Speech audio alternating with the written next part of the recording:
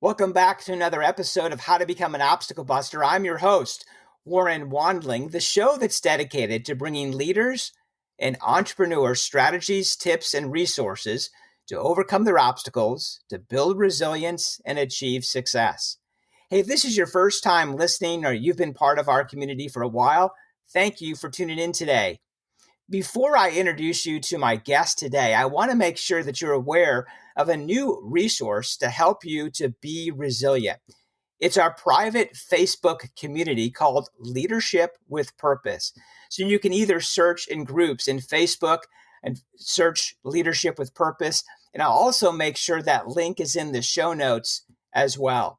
In our community, I share strategies, tips, and resources so you can step into less stress, greater profit, and experience the work you love. It's also a great place to connect with other like-minded leaders. So I look forward to seeing you in our community. Our sponsor for the show today is Audible. If you love listening to podcasts, I know you're going to love Audible like I do. It's a great way to be able to listen to books that you want to read this year.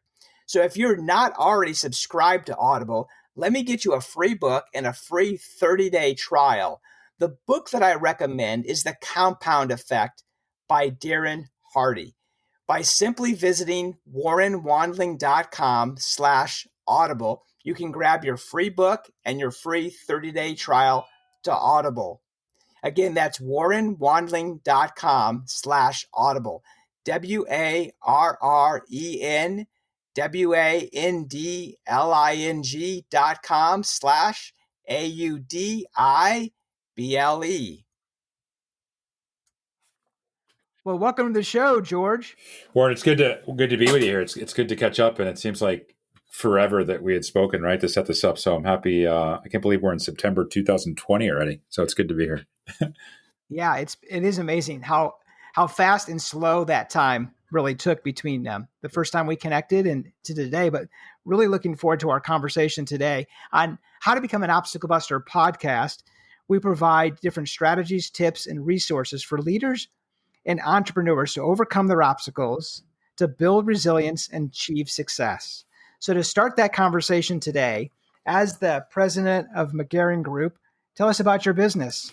Right. So we have two main businesses, right? So the first core business, it's a 30-person executive placement team. So we do retained executive search, right? So dealing with folks that are making from $300,000 a year to $4 to $5 million. A lot of CEOs, CMOs, COOs. A lot of the just products and companies that most people know. So we work with the placement side, and we find talent for some of the organizations that they end up at.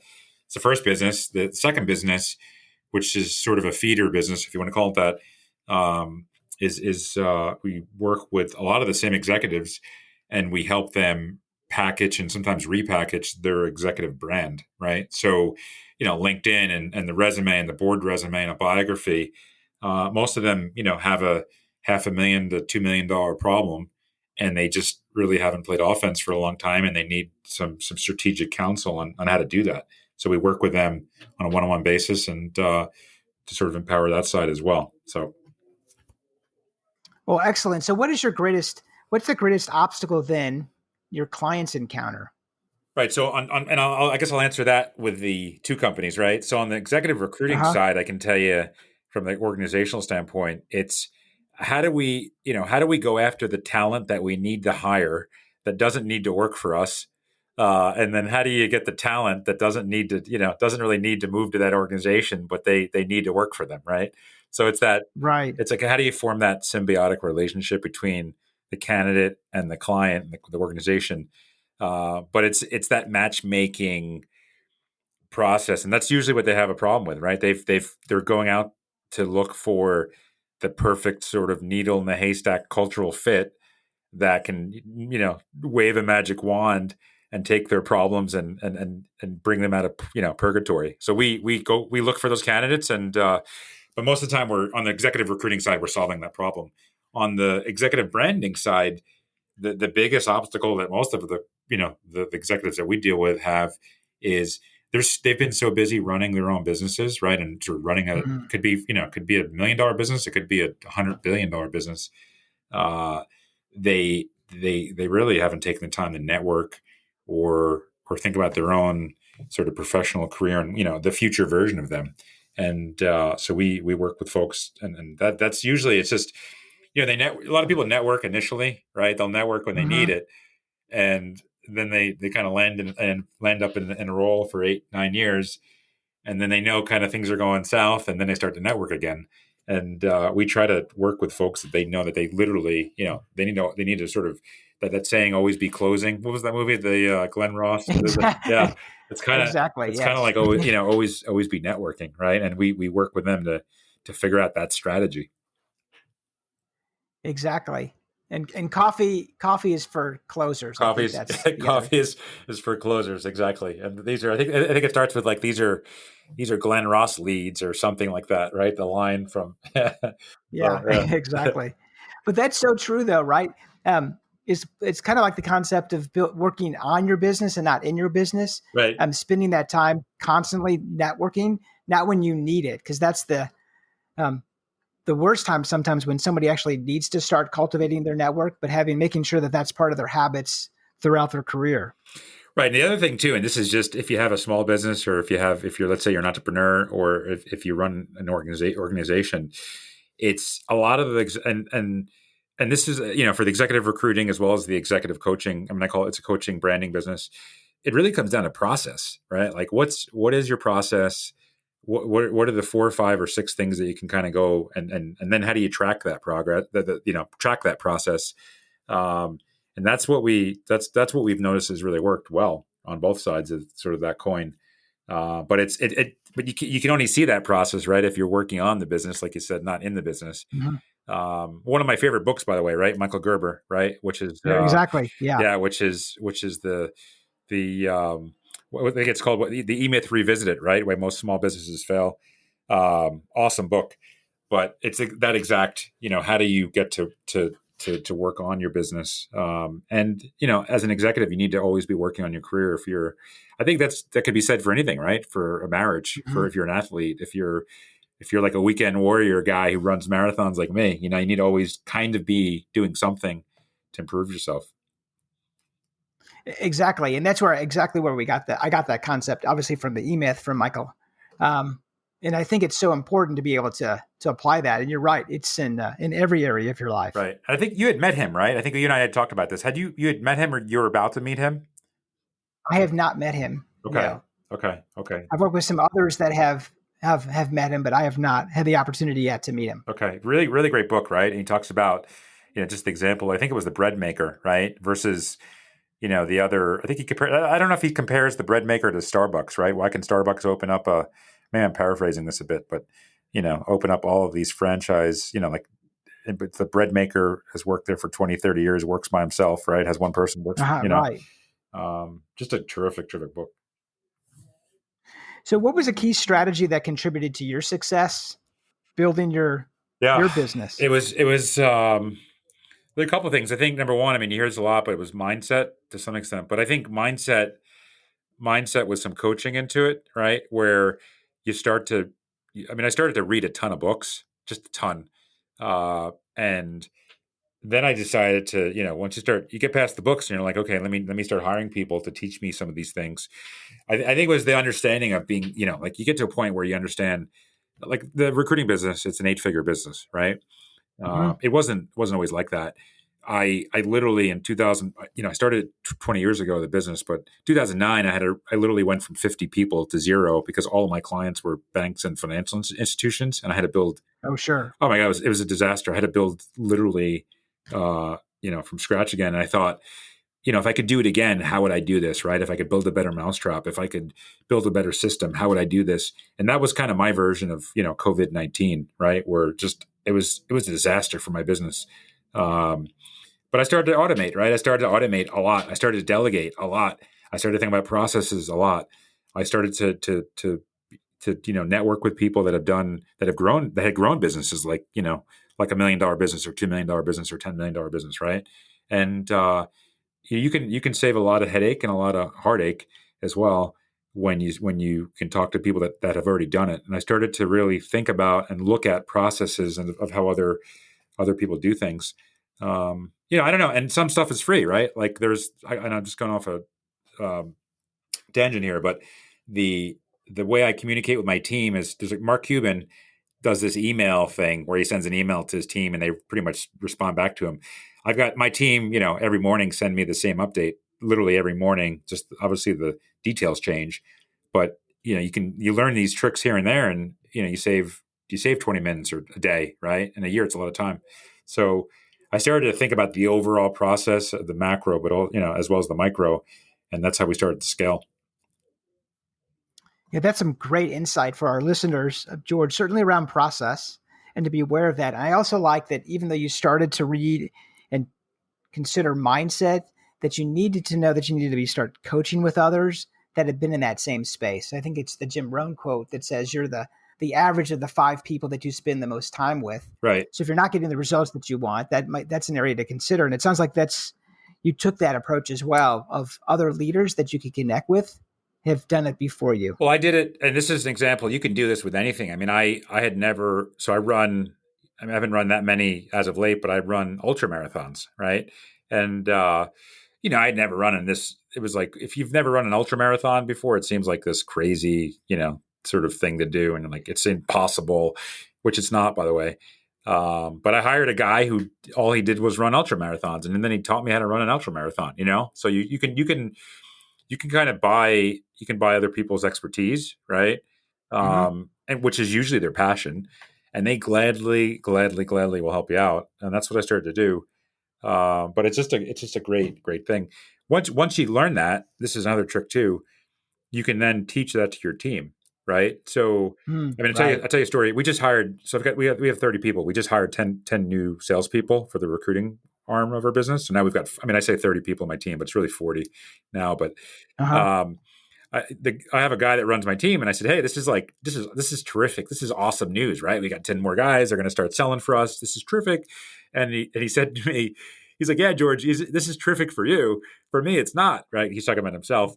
He's like, I have to train these people now, and I thought, like 15 years ago, that would have been me training the 10 people, right? Like I would have had to train, but we've built these processes where I can delegate even the training aspect, when we hire new people. And it saves up so much. It saves up so much more of your time, and you're able to work, on your business, right? Instead of in the business, like we've said, a couple of times already. But that's the power of really important procedural, efficiency. Yeah, that's really good in reference to process. So do you believe that there's a hidden job market? I mean, I think 100%. I mean, I'll give you a stat that on our side. So right, on the recruiting side, 8-figure business last year and this year combined, we've spent $0 on advertising looking for candidates in 2 years, right?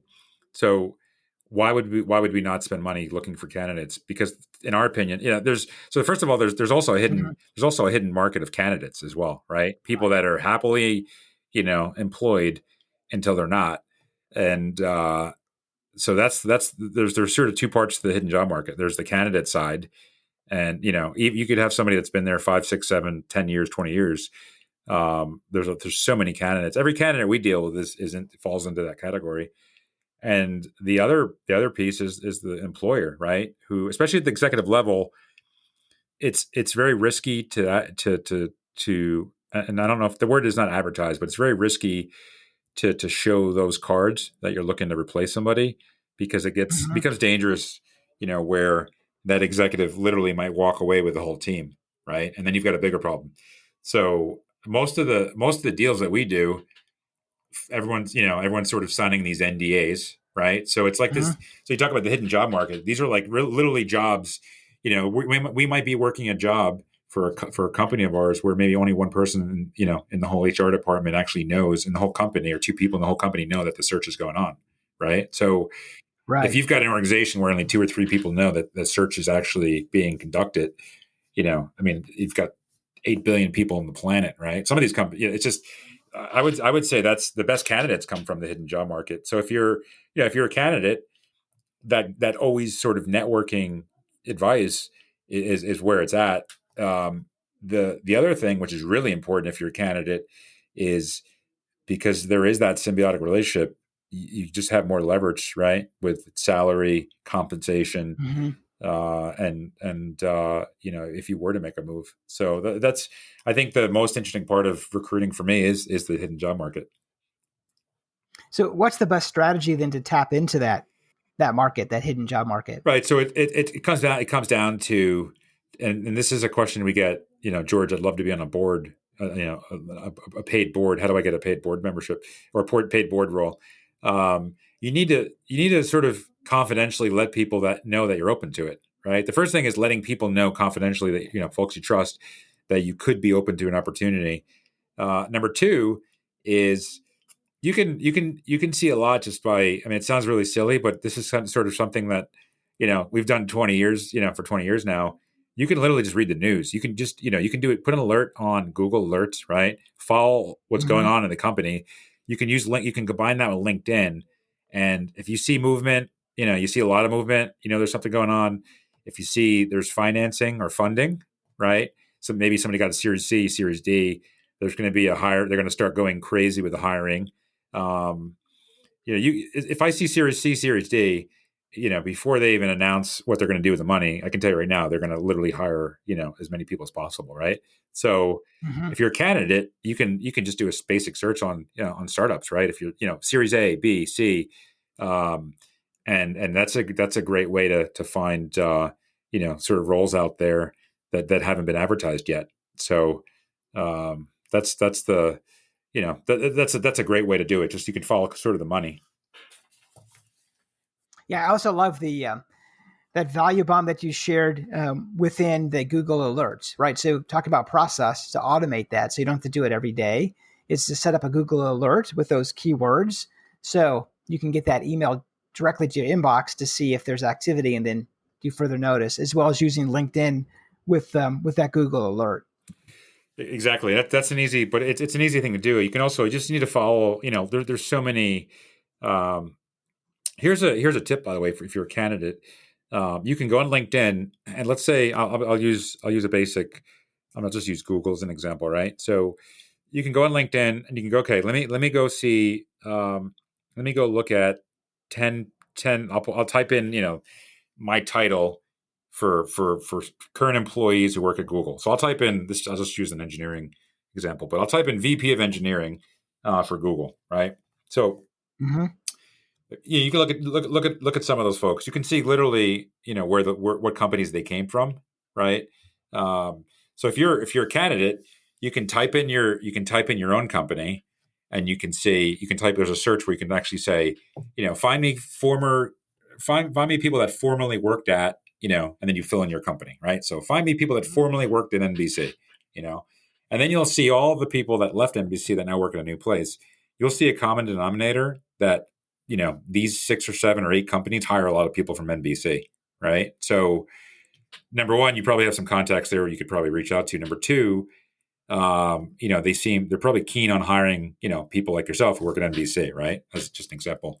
So that's another way you can use technology to find the quote unquote hidden job market. And that's an really easy thing. It's free. It takes you, 20 minutes. And, so it really goes down to patterns, right? Looking for patterns and looking for behavioral switches, because just like people, organizations, do the same exact thing, right? They've got certain habits they go through over and over, and hiring is one of them. Yeah, I'm curious. Then is that a top strategy for a job search strategy, or do you have a different strategy that you would recommend if for a job search? I mean, I think if I were to do one thing, I mean, if the answer is a top strategy, I said yes. I mean, first of all, you need to find, like, so if you're in the job market, you need to find who can, who would hire somebody like yourself, right? And that's really, really low hanging fruit to know, um, to know that other companies that where your colleagues have gone, where have they ended up?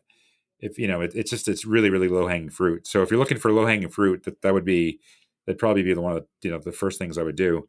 The second thing to do, if you're I'm a firm believer that, and there's sort of a lot of math on this, but they say that Mhm. 85% of there's an 85% chance that you'll find your next role through 6 degrees of separation, right? So if you have a chance, if you have two choices, like I can just apply to things online, which in my opinion it's like the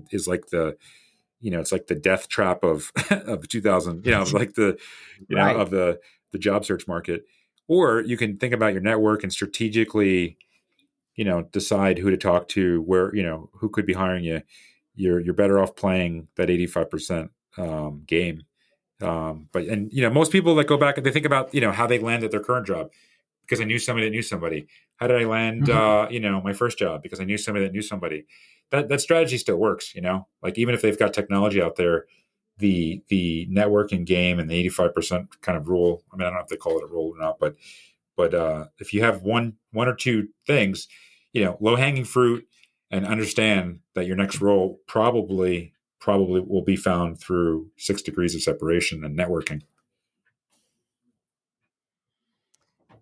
Yeah, it's definitely then because obviously within that, the other part of that game, if you do the submit the resumes, you can feel like it goes to that black hole and not Right. having control instead of building that relationship with key um, leaders within an organization. But they also, that might not be the individual, but right? They could lead you to somebody else. So I love playing on the 80 side, 85% side of the game to be able to control more of your job search.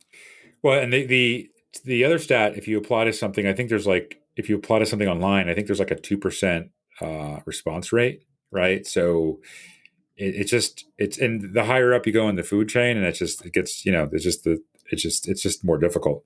It's but it's totally if you have choice, some people you can have the most, and I tell folks that work with us on the branding side, because they say, hey George, like once we get everything ready, how does it work? And I tell them, listen, you could have the most beautifully written document ever, and LinkedIn looks terrific. But if you don't have a strong strategic plan, right, and applying the things online is not part of that strong plan, then there's really no need to get any of this done. So I kind of sort of get a commitment from them first to say, okay, George, I'm going to trust you on this one and not just to be, incessantly applying to jobs online that where I won't get a response for. Mhm. So that I am then within your background. We talked about this earlier. That career branding is one of the areas that your firm specializes in Right. working with clients. So, what is that number one mistake that C-suite professionals make with their career branding? I would say they wait too long. You're right. They definitely wait too long.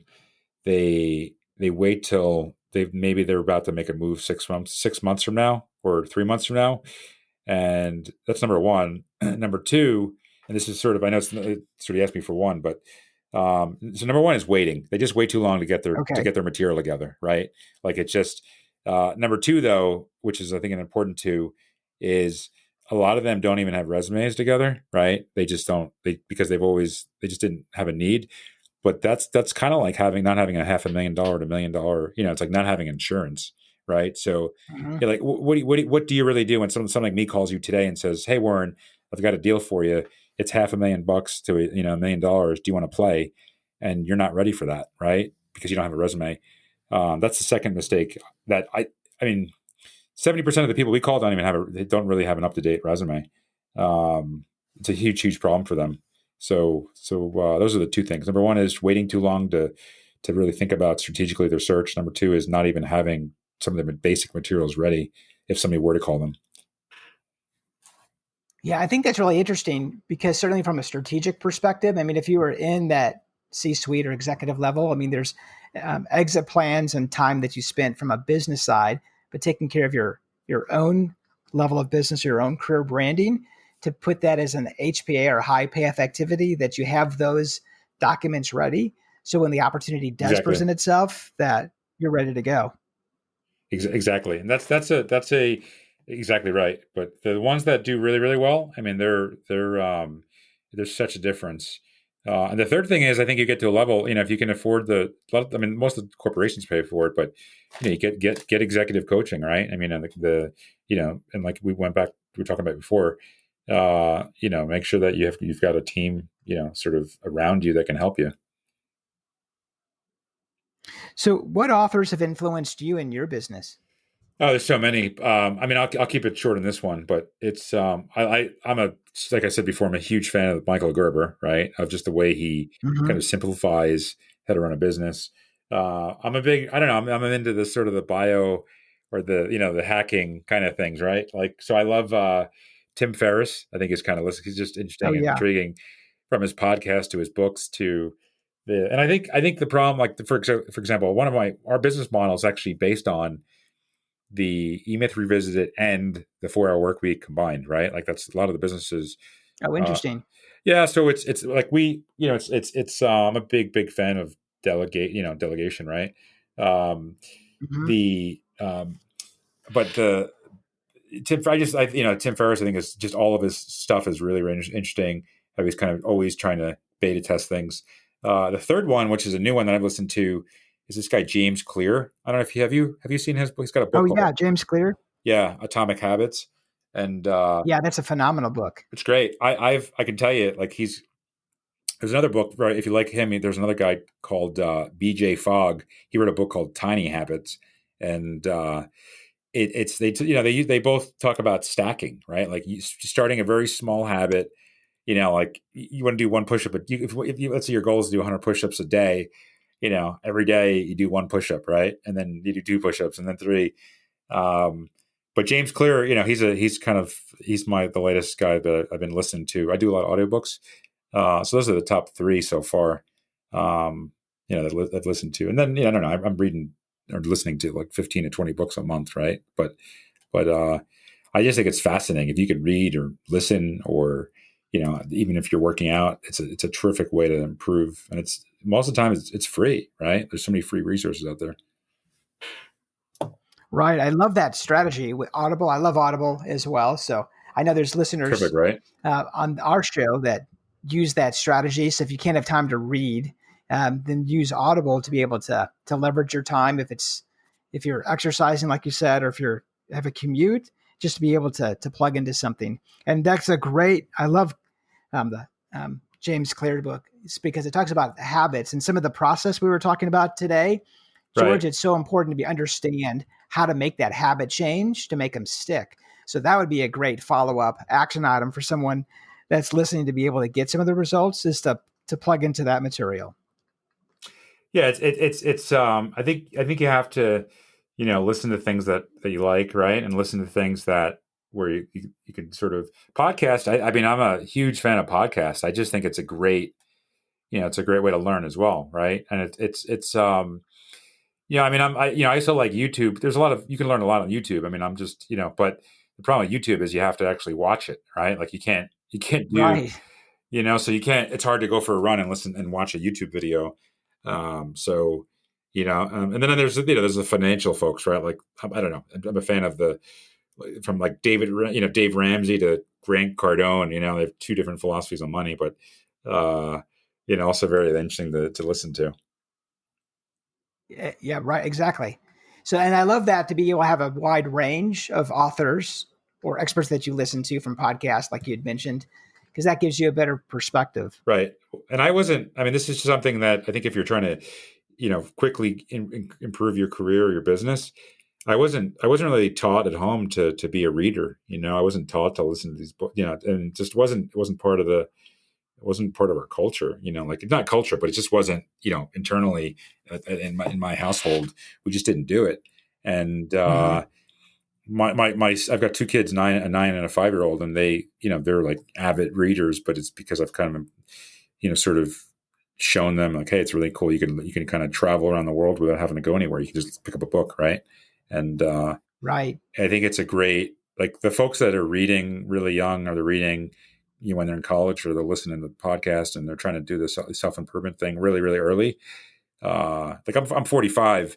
I probably got onto the self improvement thing when I was like in my 30s. It was, but the guy or the girl that does it when she's like 20 or he's 20, they have such an advantage. I don't know when you started your kind of journey, right? But uh, it's I think the sooner the better, right, for some folks.